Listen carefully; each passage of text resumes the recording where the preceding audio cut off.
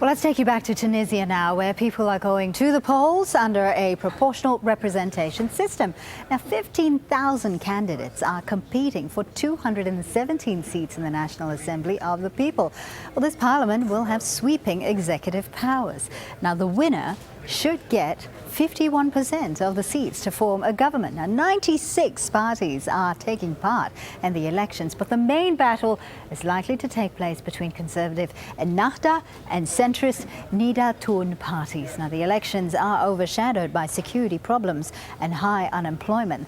Let's cross now to Nazanin Moshiri, who joins us from the capital, Tunis. Now, Nazanin, the polls have been open for about 7 hours now. What's been the turnout like?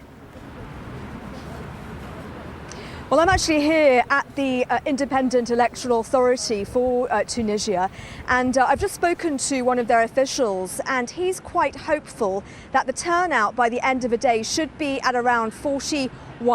That's below the turnout from Tunisia's first free election in 2011, which was around 51%, but still a substantial number of people coming out to vote. Now, this is really crucial. There's a lot at stake for Tunisia. Not only that people come out and vote, but also that people feel this election was free and fair. There are problems to do with the election results. There have been some incidents in some polling stations which haven't opened because of various security reasons, and also some officials haven't turned up. But in general, things seem to be going very smoothly here.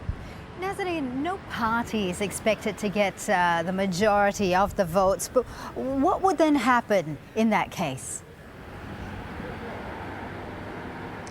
Yeah, the way the electoral system works here means that it's very unlikely for one party to get the majority. So it is very likely that two parties will have to form some sort of a coalition or an agreement. Now, I've been speaking to top political analysts in the country, and they see a potential scenario of the Conservative Party, ENNAHDA, as you mentioned, and NIDAA TOUNES, which is a more secular party, of coming to some sort of an agreement whereby they take a back seat and the government that forms is more technocratic, it's more made up of experts than big figures.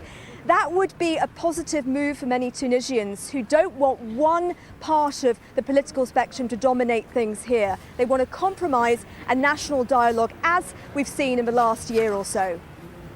Nazanin, thank you for getting us up to date on that. That's Nazanin Moshiri there reporting for us from the capital, Tunis.